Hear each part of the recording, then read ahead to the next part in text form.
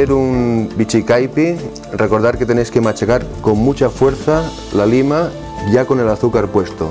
El mismo azúcar nos ayuda a pinchar las pieles de la lima, que es de donde también queremos sacar los aromas, no solamente el jugo de la lima, sino también los aromas.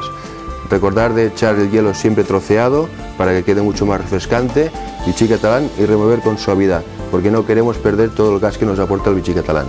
Es un cóctel de origen brasileño. En este caso no le hemos puesto cachaça, le hemos puesto solamente todas las burbujas del bichi catalán.